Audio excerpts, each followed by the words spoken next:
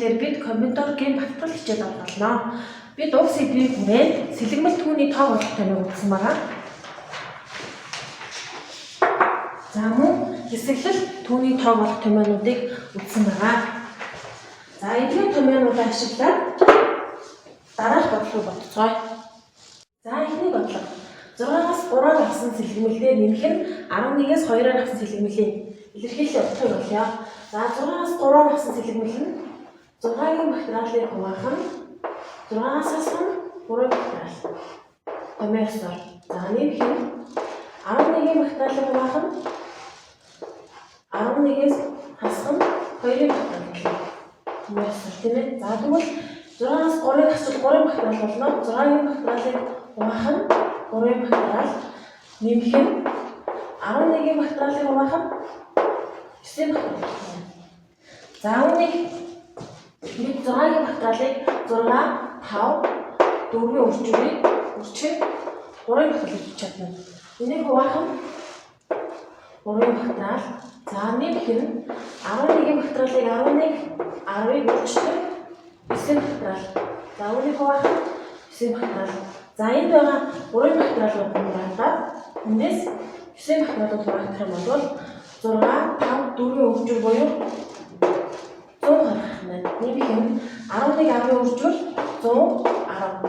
За нэмэх үйлдэлийг гэвэл 230 гарах нь. За дараагийн бодлого 19-аас 3-аар авсан хэсэглэлээс хасах нь 2-ыг өрчгөн 13-аас 4-аар авсан хэсэглэл. Энэ илэрхийллийг илэрчлээ.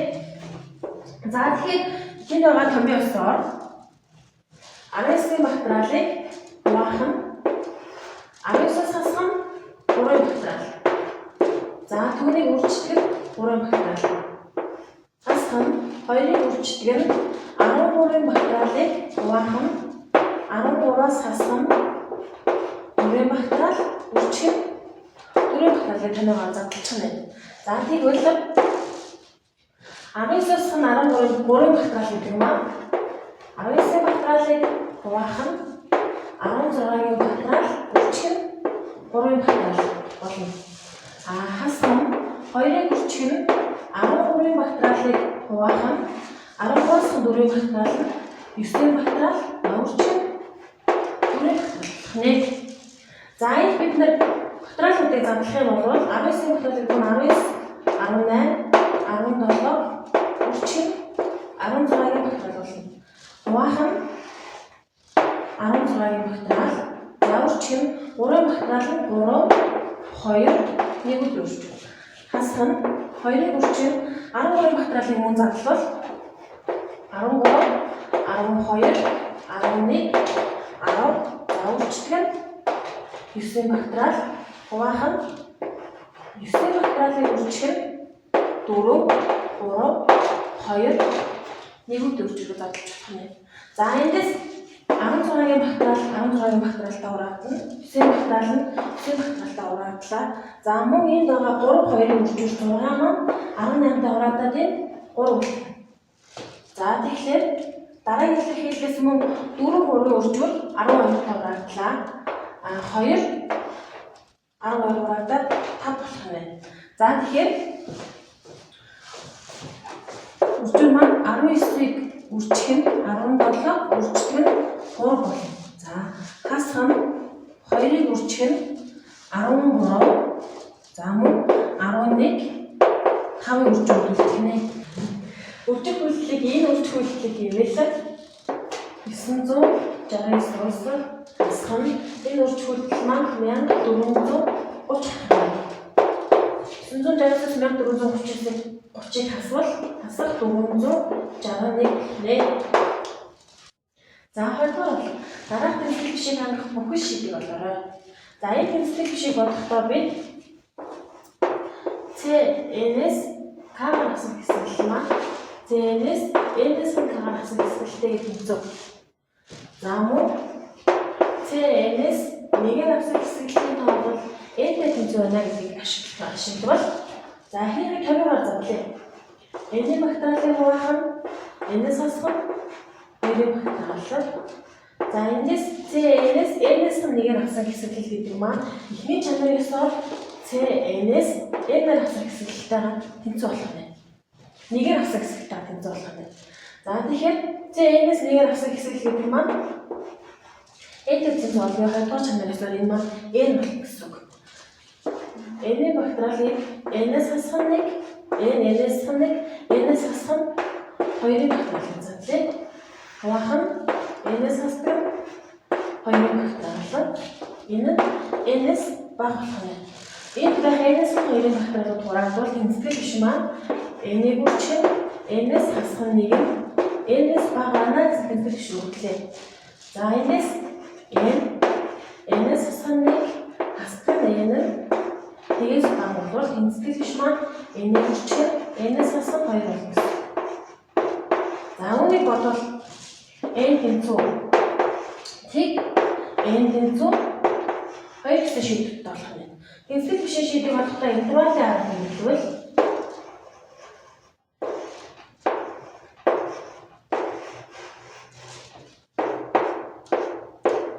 тэнцвэр биш маань шийд тэгээс бага учраас тэгээс хоёрын орох гэсэн үг. Бидний бодлого ёсоор энэ тэнцвэр биш байх бүх шийдийн утгыг олох учраас шийд маань тэгэр энэ байх энэ асуудал бүх шийд маань тэгэр 1 2 нэ. За дараагийн бодлого. Ангид 7 хичээл ордог байжээ. Даваа гараг тус бүр 1 цагаар орох 4 хичээлийг сонгох боломжтой ордог гэж.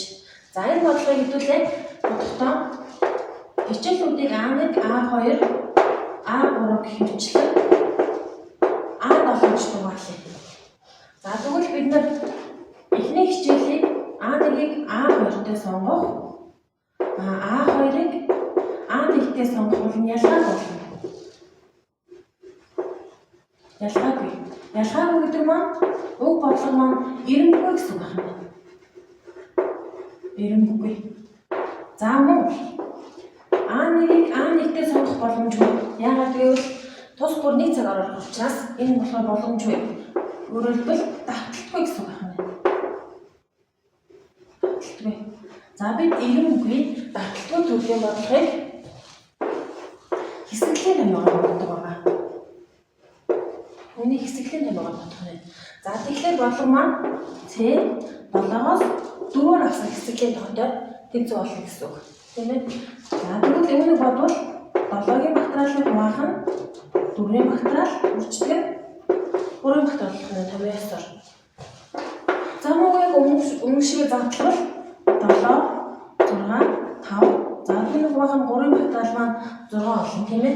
Энэ хавааглаа бодлогын маань хариу 35 гарах нэ. Өөрөөр хэлбэл 7 хичээлээс 4-ийг сонгох боломжийн тоо бол 35 гарах нь. За тэгвэл сонгосон 4 хичээл ирэхээр хуваарийг зохиох боломжийн тоо бол яасан? За тэгье. За тэгвэл сонгосон 4 хичээлийн хуваарийг зохиох боломжийн тоо гэдэг гэсэн бодлогыг бодож үзье. За мөн өмнөх бодлогоор ажиллах хичээлүүдийг А1, А2, А3 хэмжлэг А7 гэж дугаарлаа. За энэ бодлогын хувьд эхний цаг дээр 1-р хичээл орох, дараагийн цаг дээр 2-р хичээл орох, эхний цаг дээр 2-р хичээл орох, дараагийн цаг дээр 1-р хичээл орох зүйлүүд маань ялгаатай болно. Ялгаатай. Ялгаатай гэдэг маань эренбитэй гэсэн үг. Тийм ээ? Эренбитэй төрлийг болгоод авах нь. За эхний цаг дээр 1-р хичээл орох, дараагийн цаг дээр дахиад 1-р хичээл орох боломжгүй. Энэ боломжгүй. Яагаад гэвэл мөн ижилхэн нэг хичээл 1 цаг орох учраас энэ маань давталтгүй болох юм. За бид эренбитэй давталтгүй төрлийн бодлогыг сэлгэлийн томьёогоор боддог байгаа. За тэгвэл бодлого маань А7-оос 4 болох юм тийм ээ. Үүний томьёогоор бол 7-гийн багтралыг хаваахан 3-ийн багтрал 7 6 5 4-ийн өрчүүр. За энэ нь болох нь 840 боломжтой болох юм. За эндээс харахад 7 хичээлээс зөвхөн 4 хичээлийг сонгох боломж. Зүгээр сонгосон. За тэр боломж маань 35 гарсан байна тийм. За одоо бол сонгосон 4 хичээлийг хуваарийг зохиож байгаа. Өөрөөр хэлбэл хуваарийг зохионо гэдэг чинь 1-р цаг дээр орсон хичээл 2, 3, 4 дээр дахиж авахгүй тийм ээ. Гэх мэтчлэн явахаар энэ маань эрэмтдээ болох гэж байгаа. Тэгвэл эрэмтдээ бодлогонуудыг бид яг нь сэлэмглийн томьёо бодлого гэж нэрлээ. За тэгээд томьёогоор бодохоор хэд 840 гарсан юм тийм ээ. За өөрөөр хэлбэл хараа. Одоо 35-аас хэвлээ 840 маань их байх юм байна. Эндээс хараад хэлэхэд сэлгэмэл маань өөрөө хэсэглэлээсээ К-ийн бактериал дахин их байдаг байна гэсэн зөвлөлтөнд хэвлээ хүрч байна. За тийм ээ. За одоо бүгдээ цаг үеийн байдлаас холбоотой нэг бодлого бодож үзье. Коронавирусаас урьдчилан сэргийлэх 4 өөр төрлийн 4 ширхэг вакцинаас 2 хүн хэдэн янзаар хийх боломжтой вэ гэсэн бодлого өгдөө. За 4 төрлийн вакцинаас 2 хүн вакцин хийдэг нэг гэдэг чинь 4 вакцинаас 2 вакциныг сонгож авах гэсэн үг тийм ээ. За үүнтэй холбоотой бүгдээ нэг туршилт хийж үзье. За бидний туршилт бол 4 өөр төрлийн вакцина 4 шагаагаар төлөөлүүлсэн байна. За эхний үний хийлгэх вакциныг мориор төлөөлүүлье. За тэгвэл дараагийн хүн маань мориор төлөөлүүлсэн вакциныг хийлгэж болохгүй. Тийм учраас ялгаатайгаар авна. За ингээд эхний хүн морь төрлийн юу ахад вакцин хийлгэхэд дараагийн хүн хониор төлөөлүүлсэн вакцины хийлгэнэ. За гэх мэтчлэн явах нь. За эхний хүн морийг авлаа. Дараагийнх нь ямаа байна. За дараагийн хүн морь байхад дараагийнх нь хэмээ байх нь байна. За эхний хүн хонь байхад дараагийнх нь морь бай. За дараагийн хүн хонь байхад хэмээ бай. Дараагийнх нь. За дараагийнх нь эхний хүн хонь байхад дараагийн хүн нь ямаа байх юм байна. За дараагийн боломж нь хэмээ байхад морь байх юм байна. За мөн хэмээ байхад хонь байх юм байна. За дараа нь хэмээ байхад ямаа байх юм байна. За дараа нь эхний хүн ямаа байхад дараагийнх морь байх юм байна. За ингээд ямаа байхад хэмээ байх юм байна. Ямаа байхад хонь байх юм байна. За гэсэн 12 боломж гарч ирж байна. Өөрөөр хэлбэл 4 өөр ялгаатай шагаанаас 2-ыг сонгож авах боломж бол яг нь 12 байдаг бах нэ. За тэгэхээр энэ морь, хонь, морь бух үзэгдлүүд ялгаатай гэж үзэх нь. Ялгаатай учраас хэлбэл энэ маань эрэмбтэй гэж ойлгох нь тийм ээ. Эхлээд морь бух, дараа нь хонь бух, эхлээд хонь бух, дараа нь морь бух хоёр үзэгдлүүд маань ялгаатай үзэгдлүүд болох учраас үүнийг эрэмбтэй гэж нэрлэдэг бах нэ. За одоо энэ бодлогын хувьд нийтдээ 4 өөр төрлийн вакцин байна. Түүнийг А1, А2, А3, А4 гэж тэмдэглэе. За эхний хүн 1-р вакциныг хийх, 2-р хүн жишээлбэл 3-р вакциныг хийх. Эхний хүн 3-р вакциныг, 2-р хүн 1-р вакциныг хийх үзэгдлүүд хоорондоо ялгаатай үзэгдэл ялгаатай. Ялгаатай. За ялгаатай учраас энэ эрэмбтэй.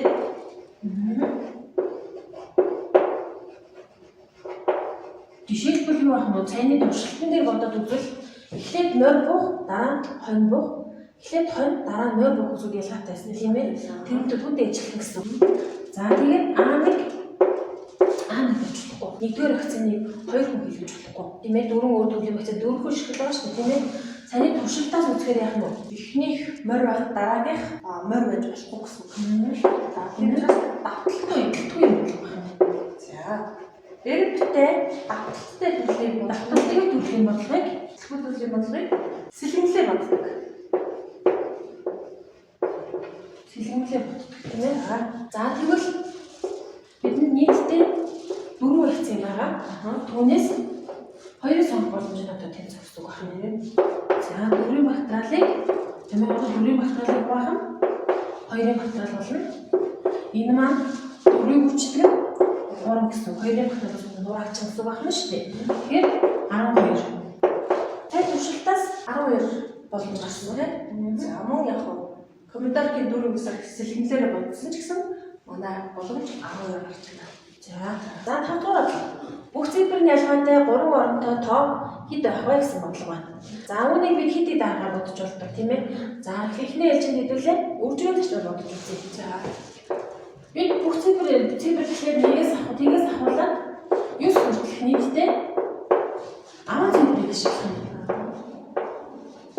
Энэ 10 цифрыг ашиглана. За 3 оронтойдоо бид нар А, Б, С-ийг ингээд тэмдэглэждэг байна. Тийм ээ. За одоо бид нар Тоо маань тэгээр эхэлж болдгоо учраас 100-ийн орон дээр орох боломжийн тоог тэгээр хасаад 10 цифраас маань 9 нь орох боломжтой гэсэн.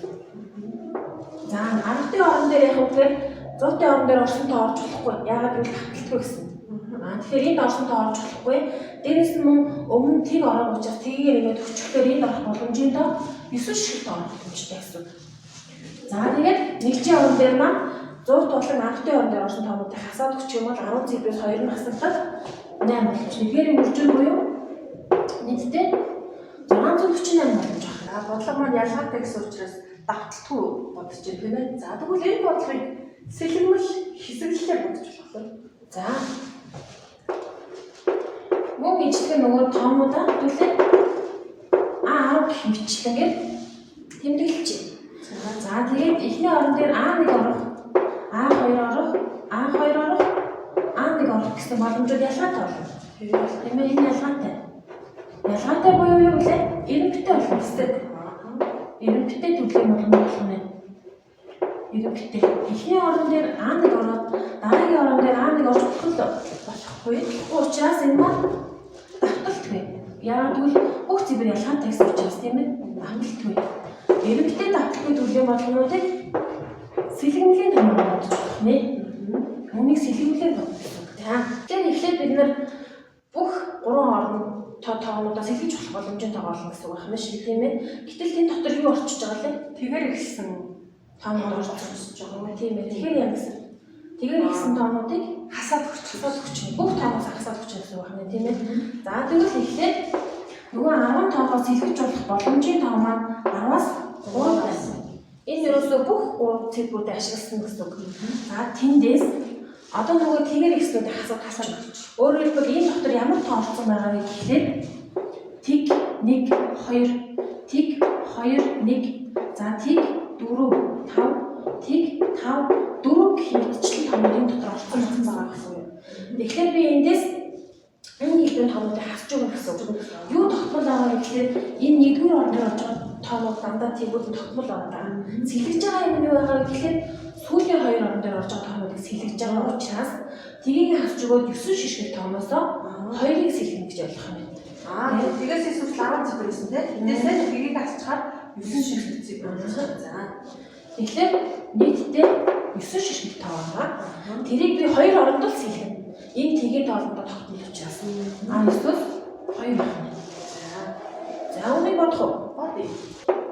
10-ын материалын хуваах нь 7-ын материал, асхан 9-ийн материалын хуваах нь 7-ын материал болох юм байна. Тийм ээ. За өөрөөр хэлбэл энэ 10 9 8. Яг асхан 9 8 байна. Тийм ээ. За 9 байна. Хялбархаар бодоход 9-8-ыг хаалтан цаараад өгчих юм бол 10-аас асхан 1 үүнийг харахаар юу 9-ийг үрчин 8 үрчин 9 буюу яг өнгөтэй жинхэнэ гарчсан байна. Тийм ээ. Энэ 648 байна. За ингэж хоёр төлөв яагаад бодож болдог байна вэ? За. Одоо төлөөрөөр хэлбэл энэ бодлого маань манай юуны бодлого юм? Сэлгэмлийн бодлого тийм. Тэгвэл хэсэглэл болгож болох уу? Энэ хэсэглэлийн бодлого болгохын тулд яаж өөрчлөх боломжтой вэ? Сонгож 3 тоо сонгож аваад сонгож авсан 3 тоогоо өсгөхөөр байлуулчих. За. Тийм ээ. Тийм боломжтой. Өөрөөр хэлбэл би 10 тооноос 3 тоог 3-ын байдлаар сонгож аваад тэр 3-ыг нэг л удаа яг өсгөхөөр байлуулж болно гэсэн. Тэгэхээр энэ бодлого чинь сэлгэхгүй болох гэсэн үг байна. Тийм ээ. Нэг 3 тоо сонгоод авсан бол тэр 3-ыг хооронд нь сэлгэхгүй нэг л удаа өсгөхөөр байлуулна гэсэн үг байна. Тийм ээ. За өсгөхөөр байлуулна гэдэг нь бодлого маань өгүүлбэр бүх цифр нь өсөх хэрэгээр байрлсан 3 оронтой хідвэ гэж өөрчлөгдөн гэсэн үг. Тийм ээ. Өөрөөр хэлбэл ямар тоонууд байх вэ гэхээр би тийг 3 4 гэсэн 3 тоо сонгож авах юм бол нэг удаа л энэ байдлаар бичиж болно. Өөрөөр хэлбэл би тийг 4 3 бичиж болохгүй гэсэн үг. Тийм ээ. За 1 5 3 гэсэн цифруудыг аваад 1 3 5 гэж байлгаж болно. Сэлгэж болохгүй гэсэн үг байна тийм ээ. За тэгээд бас мөн давталтгүй. Сэлгэж болохгүй гэдэг чинь эрэмгүй гэсэн үг. Эрэмгүй давталтгүй төрлийн бодлогоодыг хэсэглэлээр боддог байгаа. Тийм ээ.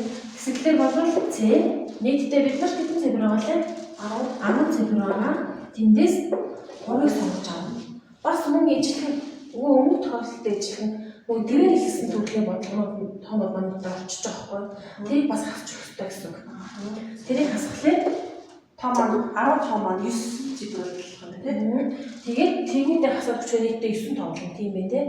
9 цифрээсээ 2-ыг сонгож авна. Гэтэ тэр 2 тоог өмнөх бодлого шиг сэлэхгүй. Тэгэхээр эсэглэг буюу C 9-өөс 2-ыг хасаад өчөх нэ. За энийг та өөртөө бүтэн дээр бий даж бодоорой. За дараагийн бодлого. Энэ нэгтгэлийн шийдэг болъё. Нэгтгэлийн бодлогын өмнө эсэглэл сэлгэмлийн томьёог ашиглаад задлан тийм ээ. За x-с 2 гэдэг маань x-ийн багтраалын хуваах нь x-с хасах нь 2-ын багтраал болно. Өөрчлөн бид нар энэ c x-с x-с 1-ийг бодохын өмнө c n-с k-аар авсан эсэглэлийн тоо болвол c n-с хасах k-аар авсан эсэглэлийн тоотой тэнцвэр үзсэн байна.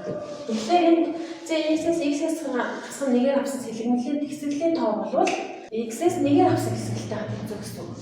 За үүнийг бодохдоо c n-с нэгээр авсан эсэглэл n тэгээд тэнцвэр гэдгийг ашиглах юм бол энэ орон бид нар x-ийг тэнцвэрлэн гэсэн үг. Учир x тэнцвэр 48 нэ. За энэ багтаалуудыг хураах юм бол x-ийн хүчээр x-с 1 болох гэдгийг одоо манай бүгд хэлбэрхээ олж чадна.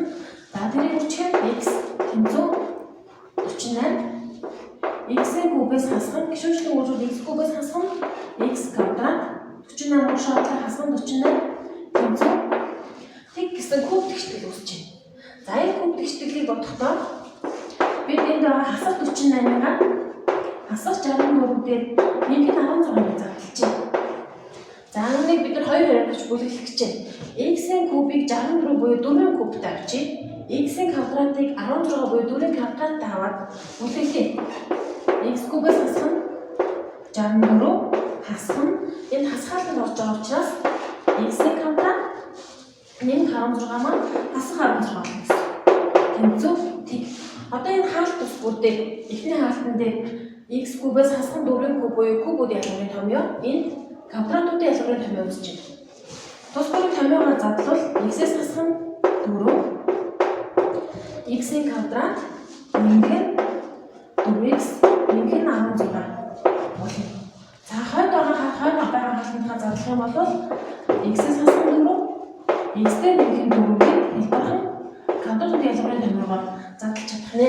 За энэ ялгарт маань хоёулын нэжлэг x-с 4 гэсэн үржигдэхүүн байгаа учраас түүнийг хаалтнаас гаргая. x-с 4 тэгэхээр уртлын хэсэгдээ x квадрат дээр нэмэх 4x нэмэх 16 болно. Тийм ээ. Хасагчаас нь болохоор x-с 4-ийг гаргацсан учраас x дээр нэмэх 4 болно. Хасгаалтанд орж байгаа x-с хасах нь 4 болно гэсэн тэнцвэр тэг болох юм. Ингийн үржим болгоо задлалчлаа. За хаалын хаалт байгаас ийдүүлээ эмгэгдэх юм бол төсөөлөх шүдийг эмгэгдэх юм бол x-ийн квадрат нэмэх 3x n2 ижилхэн байна. Нэмэх 12 тэнцвэр тэг гэсэн хэвтгэл үүсэж байна. За энэ үржил тэгтэй тэнцвэр маань гэдэг маань x-с хасах 4 та тэгтэй тэнцвэр эсвэл x-ийн квадрат дээр нэмэх 3x нэмэх 12 гэсэн үржигдэх маань тэгтэй тэнцвэр гэсэн. Эхний тэгштэлийг бодвол x тэнцвэр 4 гэж харж байна. Хоёр дахь тэгштэлийг бодоход дискриминантыг болвол b квадрат буюу 3-ын квадрат 9-өөс хасдаг нь 4ac гэхлээр а-гийн оронд 1 c-ийн 14-оор үржүүлэхлээр хасах нь 48 болно. Тэнцвэр хасах 39. Бид квадрат тэгштэлийг бодоход дискриминант маань нэгээс багтаа гарчих юм бол уг квадрат тэгштэл шиг бүгд байгаа. Тийм ээ. За тэгэхээр манай тэгштэлийн шиг x тэнцвэр 4 гэсэн шийд байх нэ. За энэ тэгштэлийн маань шийд болж байгаа бүгдийг шалгахдаа энд бид нар энд байгаа x гэдэг тоо бол натурал тоо хэвчтэй. За мөн x тоо маань энэ хоёроос их юм уу тэнцвэр тоо байх гэсэн. За 4 гэсэн тоо маань энэ шалгуурыг хангаж байгаа учраас тэгштэлийн маань шийд 4 болох нэ. За дараагийн бодлого. Шатрын тэмцээнд К хүн оролцож хүн бүр бусдаа нэг өрг тогложээ. Нийт 190 өрг тоглолт болсон бол хичнээн хүн тэмцээнд оролцсон бай гэсэн бодлого дээ. За үүний бодлогын дээр нэг шатрын тоглох туршилт хийж үзье. За шатрын нэг өрг гэдэг нь Хоёр хүний нэг тоглолтыг, нэг удаагийн тоглолтыг нэг өрөг гэж хэлнэ. Хэрвээ бид байраас хэлвэл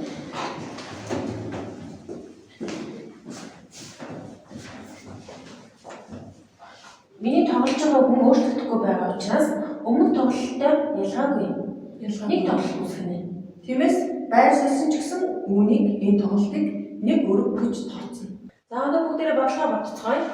Степ хэмжээнд оролцсон К хүнийг А1, А2 за хэмжээчлэгээр АК гэж тэмдэглэе. За сонин туршилтаас А1-р хүн А3 дахь хүнтэй тоглох, А3 дахь хүн А1-р хүнтэй тоглох хоёр ялгаагүй байсан тийм үү?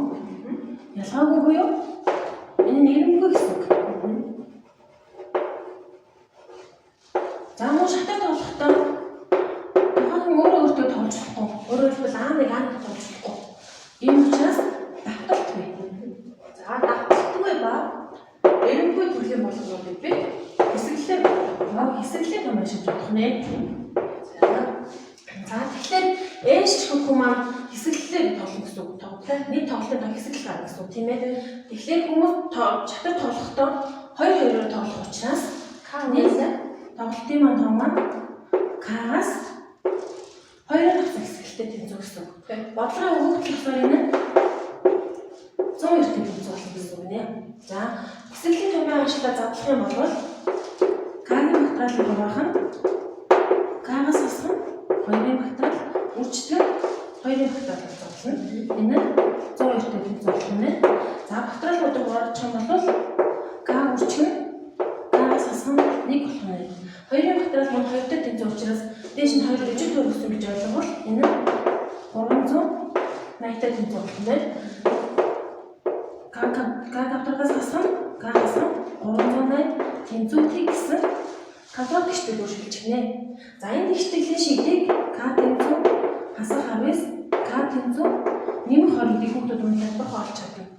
За эндээс бид К-гийн оронд 2 шийдэл болсон. Одоо К-га энэ хоёр аль нэг шийдэх гэдгийг харахын тулд энд байгаа К маань хүний тоо учраас тэгс их тоох хэрэгтэй. Тэгс их тоох хэрэгтэй буюу энэ К маань натурал тоох хэрэгтэй гэсэн үг. К натурал тоох хэрэгтэй. За мөн К 2-оос их юм уу тэнцүү тоох хэрэгтэй. Эндээс яг нь бидний хасахаар байс нэмэх 2 гэдэг юм а шийднэ. Эндээс харахад К тэнцүү 20 болох нэ. За ингээд манай тэмцээд 20 хүн олцоод 190 тоглолт гаргасан байна гэж харж байна. За ингээд бидний комментар сэдвийг буюу 3 хичээлийг хамт байсан хүүхдүүд та бүхэнд баярлалаа. За өнөөдрийн хичээлийг бүгдээр үзэхэд за давталтгүй болон эренгүй төрлийн бодлогоодыг бид хэсэглэлээр бодох юм байна гэж бодох юм байна. За мөн эренбитэй ба давталгүй төрлийн бодлогоодыг бид сэлгэмлийн томьёо ашиглаж боддог байх нэ. За ингээд бидалтар өгсөн бодлогоодыг хүүхдүүд та бүхэн бидаач өөрснөө бодцоогоорой. За ингээд та бүхэндээ амжилт хүсье.